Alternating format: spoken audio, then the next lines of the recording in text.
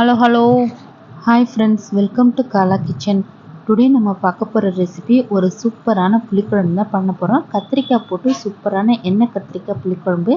நம்ம மற்ற குழம்புலாம் விட நம்மளுக்கு புளிக்குழம்புங்கிறது ஒரு சீக்கிரமாக முடிஞ்சிடும். ஒரு ஈஸியான ரெசிபியும் வாங்க எப்படி செய்யலான்னு பார்க்கலாம்.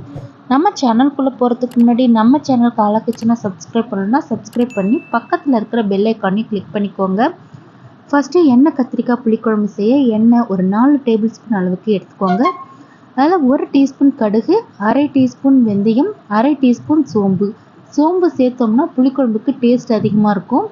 எங்கிட்ட தாளிப்பு வடகம் இல்லை, அதனால் சேர்த்துருக்கேன். ஒருவேளை உங்ககிட்ட தாளிப்பு வடகம் இருந்தால் 1 டேபிள் ஸ்பூன் அளவுக்கு சேர்த்துக்கோங்க.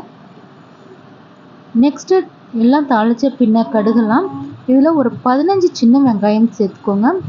நான் சின்ன வெங்காயம் சேர்த்துருக்கேன். சின்ன வெங்காயம் வந்து புளிக்குழம்புக்கு டேஸ்ட் அதிகமாக இருக்கும்.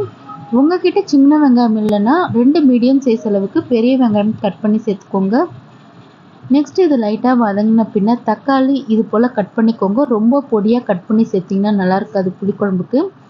இது போல் 4ஆக கட் பண்ணி ஒரு 2 மீடியம் சைஸ் அளவுக்கு புளிக்குழம்புக்கு தக்காளி சேர்த்துக்கோங்க. புளிக்குழம்புக்கு எப்போதுமே புளி வந்து கொஞ்சம் அதிகமாக போட்டு தக்காளி கம்மியாக போட்டால் தான் டேஸ்ட் அதிகமாக இருக்கும். ஒரு நிமிஷம் போல் வதங்கின பின்ன இதில் கத்திரிக்காயை சேர்த்துக்கலாம். கத்திரிக்காயை இது போல் 4ஆக கட் பண்ணி சேர்த்துருக்கேன். உங்களுக்கு விருப்பமான ஷேப்பில் நீங்கள் கட் பண்ணிக்கோங்க. அதே போல் எண்ணெய் கத்திரிக்காய் புளிக்குழம்புக்கு, எண்ணெய் கத்திரிக்காய் கிரேவிக்கு இதுக்கெலாம் சின்ன சின்ன கத்திரிக்காயாக இருந்தால் நல்லாயிருக்கும். அதனால் இதை நோட் பண்ணி பார்த்து செய்யுங்க. கத்திரிக்காய் முழுமையாக நல்லா எண்ணெயில் வதங்கின பின்ன ஒரு லெமன் சைஸ் அளவுக்கு புளியை நான் அரை மணி நேரம் ஊற வச்சுருந்தேன். அதையும் கரைச்சி சேர்த்துட்டு ஒரு 1/4 டீஸ்பூன் மஞ்சள் தூள், 2 டேபிள் ஸ்பூன் குழம்பு மிளகாய்த்தூள், 1 டீஸ்பூன் தனி மிளகாய்த்தூள் சேர்த்து எல்லாம் நல்லா கலந்து விட்டு கொதிக்க விட்டுடுங்க. தனி மிளகாய்த்தூள் உங்களுக்கு தேவையில்லைன்னா நீங்கள் ஸ்கிப் பண்ணிவிடுங்க. காரம் வேணும்னா நீங்கள் தனி மிளகாய்த்தூள் ஆட் பண்ணிக்கலாம். இது லைட்டாக நல்லா கொதித்து நல்லா வந்த பின்ன இதுக்கு தேவையான அளவு உப்பு, தண்ணி எல்லாம் சேர்த்து ஒரு 10 நிமிஷம் அளவுக்கு மீடியம் ஃப்ளேமில் நல்லா கொதிக்க வச்சு எடுக்க போகிறோம்.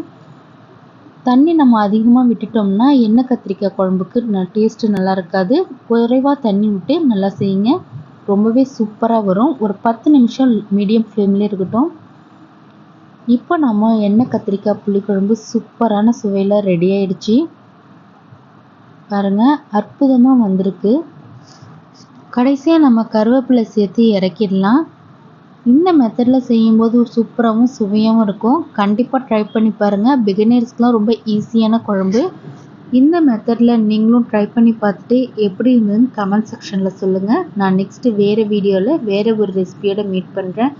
இந்த ரெசிபி உங்களுக்கும் பிடிச்சிருந்தா ஃப்ரெண்ட்ஸ், ஃபேமிலிஸ் எல்லாருக்குமே ஷேர் பண்ணுங்கள். மறக்காமல் நம்ம சேனலை சப்ஸ்கிரைப் பண்ணி சப்போர்ட் பண்ணுங்கள். நெக்ஸ்ட்டு நம்ம சேனலில் என்ன ரெசிபிஸ் போடலாம்னு கமெண்ட் செக்ஷன்லேயும் பின் பண்ணுங்கள். நான் அதே ரெசிபியை மேக் பண்ணி போடுறேன். நம்ம சேனலில் போடுற ரெசிபி எல்லாமே உங்களுக்கு உடனே நோட்டிஃபிகேஷனில் வரணும்னா மறக்காமல் நம்ம சேனலை சப்ஸ்கிரைப் பண்ணி பக்கத்தில் இருக்கிற பெல் ஐக்கானையும் கிளிக் பண்ணி ஆளுங்கிற ஆப்ஷனையும் கொடுத்துக்கோங்க. அப்போ தான் நான் போடுற வீடியோ உடனே உங்களுக்கு நோட்டிஃபிகேஷனில் வரும். தேங்க்யூ, பாய்.